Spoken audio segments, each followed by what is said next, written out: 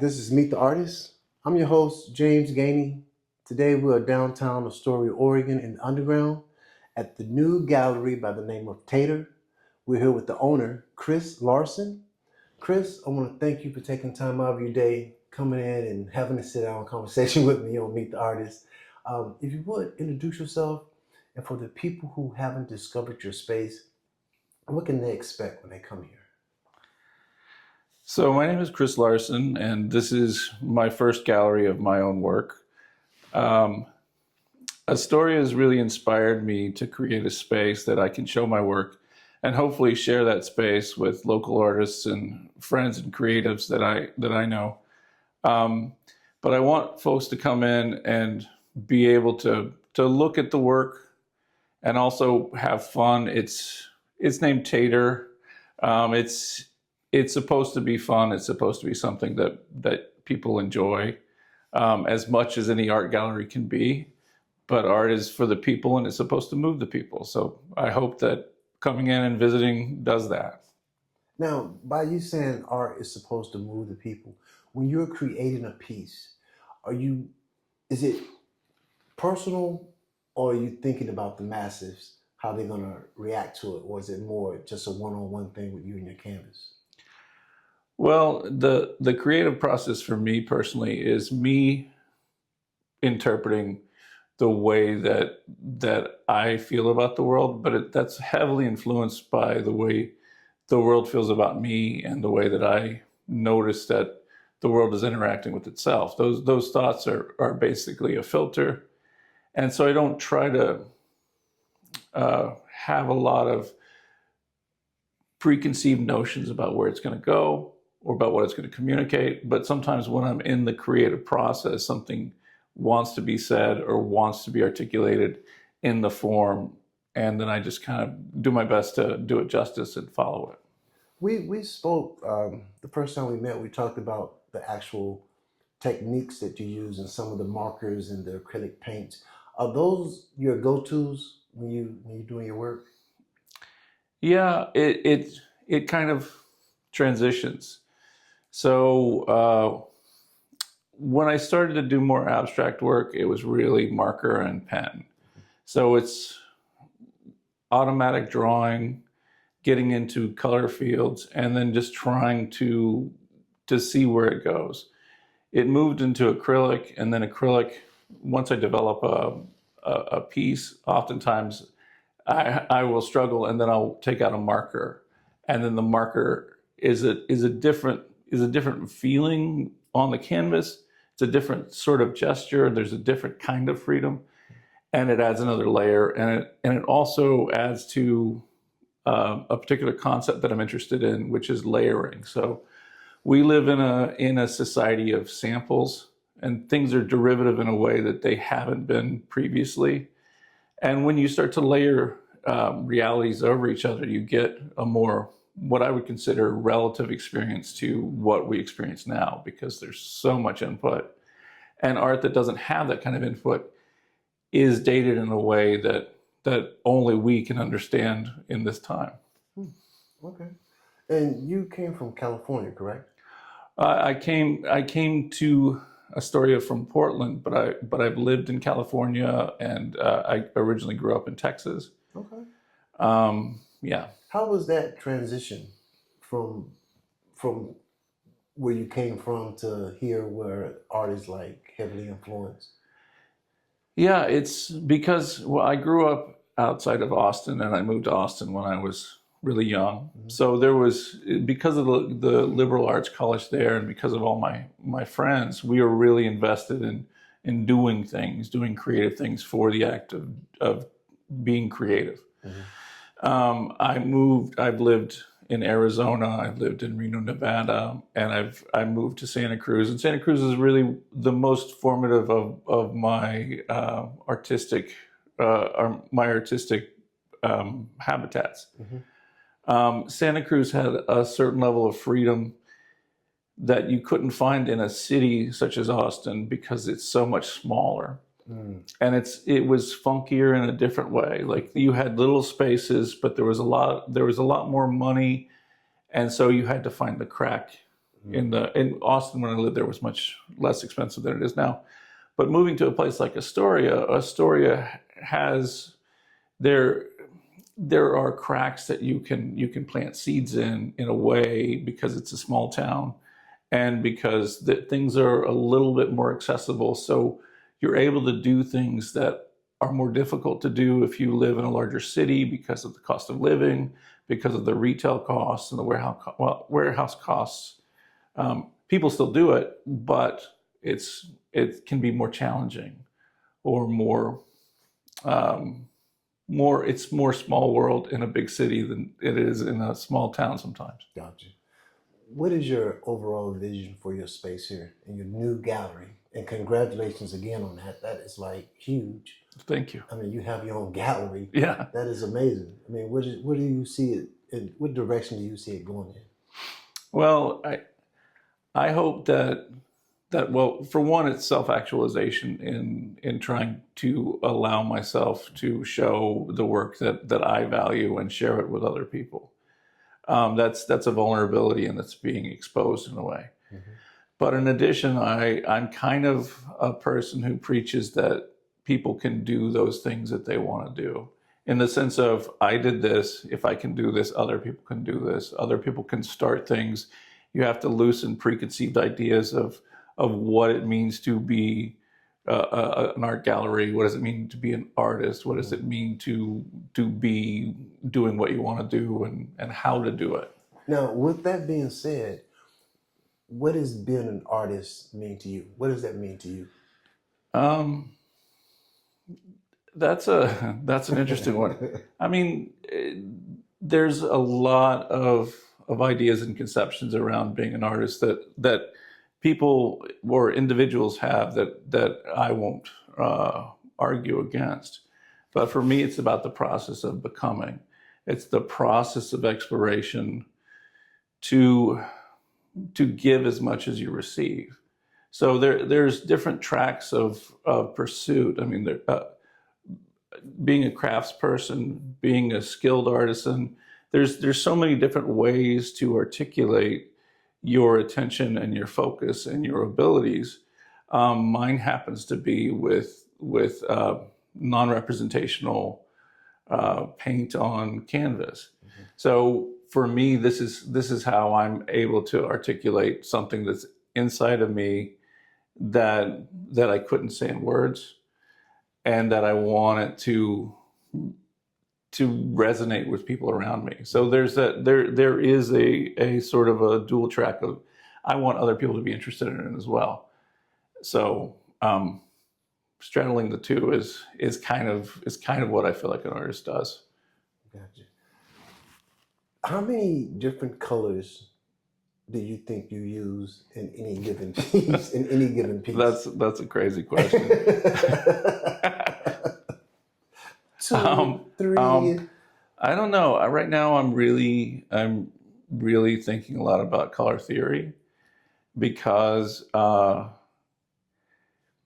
paint out of a tube versus paint that you mix are two different things. They have two different effects. But if you look at different artists, some people employ paint out of the tube just straight, and it's great. Other people swear against that, and they get this other thing.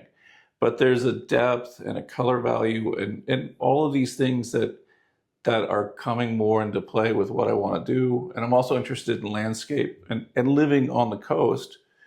There's so many subtle muted colors all around us that make me want to be able to get that color and work with it. So I use a lot of colors, and I don't have any sort of a strict regiment on what I'll use and what I don't. If I'm painting and I'm like, oh, look, there's fluorescent pink, I'll grab it and try it. And if I don't like it, I'll paint over it. Exactly. We're going to get to the pieces in his gallery. Chris, the texture of a squeeze paint and a marker paint, what do you think those differences are? Is it the way it feels, or the way it can be applied, or how would you explain that? Well, the viscosity of it is important, and there are artists that work with viscosity or texture solely. So for me, acrylic dries much faster than other mediums. And markers, some markers are acrylic based, but they're fluid, and then some are oil based, and some are water, some are alcohol. But the differences in use is less about the viscosity and more about the freedom of movement. With a marker, until that marker runs out, you can make marks and create marks. So, for example, a lot of actions I use are just kind of they're jumble like motions. With a paintbrush, you can do that, but you'll often see if you watch videos of the old abstract people, they'll do quick whip movements Right. because they run out of paint, or the brush is moved a certain way, so it affects the way that they make marks. Whereas a marker, you can leave the marker on a board and do one line and cover. You could literally cover an entire canvas. Now, I've seen some artists when they use markers, Mhm. they can make the marker like do a run type Mhm. effect. Is you just leave the marker on and apply pressure to it, or is it a Yes. certain marker that does that? Oh, there's lots of different markers in different ways. Like in the 80s, a real common marker or pen had a ball on the end of it, and when you pressed in, it allowed ink to flow through it. So the longer you pressed in, the more ink, and then it would drip. Okay. Modern graffiti artists and graffiti artists from the 80s use mops, which are large. They have large ends, and they're basically like a very large felt tip pen. And if you hold it, it also depresses, it engages a little valve and allows more paint to come out. So as the paint flows, the gravity just pulls it down. So if someone's adding pressure, they can have a normal pressure and then add pressure increasingly, so it creates a drip. And then that's their technique, is the pressure they're applying in addition to the design they're making. So it's those levels that add that sort of that texture. Gotcha. Guys, I want you to help me wish Chris an early birthday. His birthday is on Friday, a day before his grand opening on his gallery here. Are you excited about that? Are you excited about this weekend? I am, and I'm not. I'm nervous. Like, I get more nervous than excited in general, and yeah, that's just kind of me. Just like, Well, you built it now, so you know Yeah. what they say. You built I mean, it, it'll come. I'm very thankful. It's awesome. I just keep it even keel, I suppose. Close to the chest. Yeah. Guys, we're going to cut away here, and then we're going to have Chris show us around his beautiful gallery and go over some of his favorite pieces. So stay tuned. Okay, guys, we're back. Chris, you were saying that this is one of your favorite pieces. Could you kind of walk us through and take us over this piece you have here? And what's the name of it?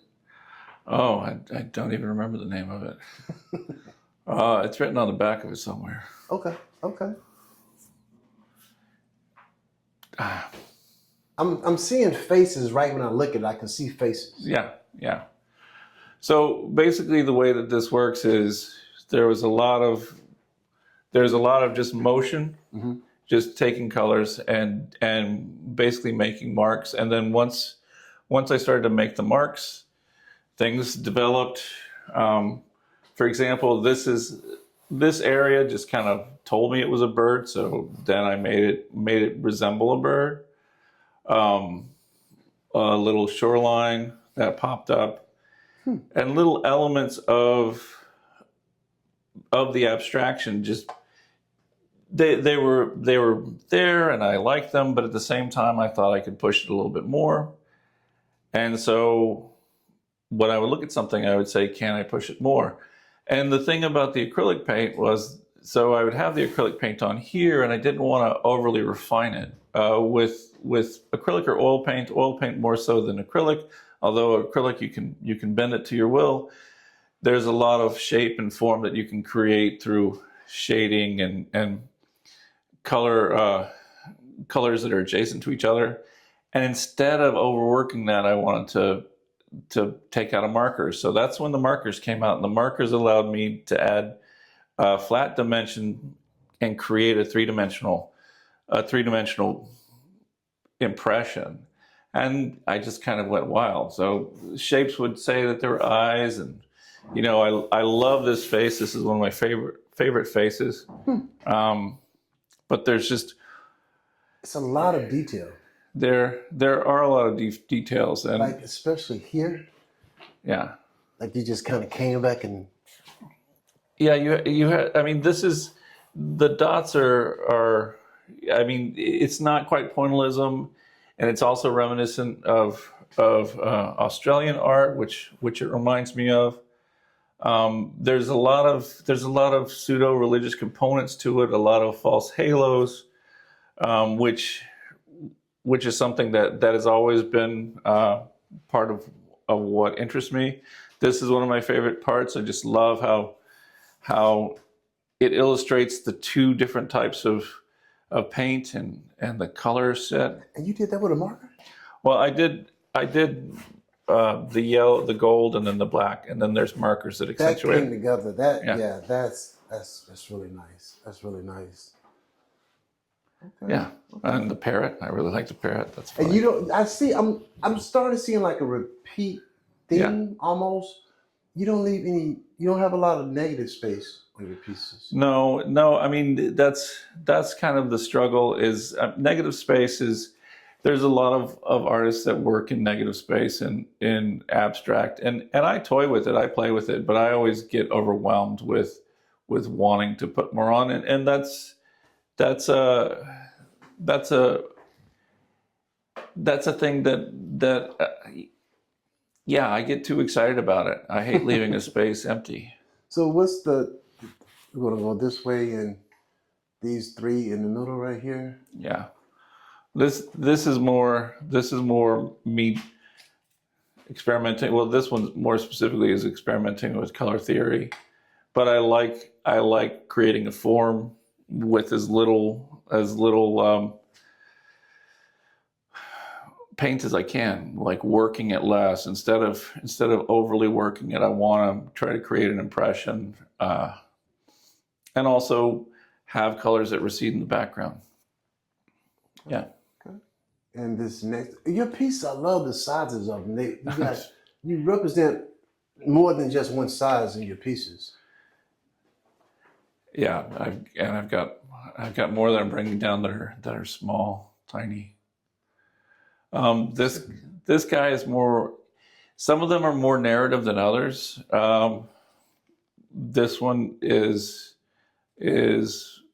I mean, it kind of is what it is. It's a pretty dark piece overall, to be honest. Why would you say that? Because of the skulls representations, or? Well, what it means to me, I mean, there's climate change, there's despotism, there's death, there's religion, there's following, the idea of followers, the idea of leaders. Yeah, there's a lot of, I mean, I do repeat symbols. I do repeat certain graffiti tags. I do repeat graffiti that I see on the street. That's definitely a question I wanted to ask you about graffiti. Yeah. How do you think graffiti has played a role in art? Graffiti is massive. It's one of the things that I've been lucky enough in my lifetime to experience it, because it challenges a lot of sacred cows in art. There's depth and dimension and texture and also the reuse of elements. Not only reusing a certain logo or tag or graphic element, but it's also using previously established artwork. So graffiti over graffiti can use graffiti as part of its context and part of its texture. It's so vibrant and so human and so personal. It's created on the streets. It's created by people from all kinds of backgrounds. So it doesn't require a degree to be seen, to be noticed, appreciated. But it's really art. And like most of the art that I'm aware of, it's gone to the point where something is put on a wall and it's worth millions of dollars, which is obscene. So it's had the whole cycle of the art experience. But the thing that I like about it is that you're overlaying a graphic. These are supposed to appear as though they were stickers on top of the canvas. Huh. So you're basically placing graphic elements on top of an existing thing. This is obviously a painted on top of this. You can see it's a rendered penguin on top of a background. This is more graphical, it's more cartoony, and it's set on top of there. This is a version of a piece of graffiti that I found in Portland. So the idea is that it's a melting pot and it's a mix, but it's also an analogy for modern day where we're at, because we are literally stickering over ourselves constantly. Excellent. With influences and exactly. Yeah. It's like nothing's new. Yeah. And nothing's new, and people are just claiming the derivation of something pre-existing. I mean, we've seen it in music, and it was a big deal in music without realizing that it's throughout our culture. But music was the first thing that had a dollar sign on it that we could argue about and go to court about. So everything else beyond that has evolved into, trademarked. Everything is trademarked, and that's why to me referencing it is so important. Gotcha. Chris, how can the people find your work? How can the people find you, other than your grand opening this Saturday, Art Walk? Yeah. It's also happening, so there's going to be tons of people everywhere, in and out. What would you like to say in closing, and who would you like to give a big shout out to? Tater Astoria. It's on Instagram. It's going to be the website. Easily found. And I would, I appreciate all the people that helped me, and my lovely partner Kendra, for supporting me in this endeavor. But mostly I'm just really thankful to be able to do it. It's really cool. It's really amazing. I hope that everybody that wants to can experience something like that. And I'm real nervous. I mean, if I wasn't nervous, it wouldn't mean anything, right? You're right. And with that being said, we're going to close out. Chris, I want to thank you again. Thank you, James. I appreciate it. You, man.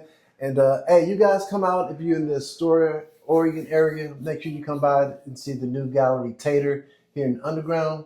This has been Meet the Artist with Chris Larson. Thank you, guys.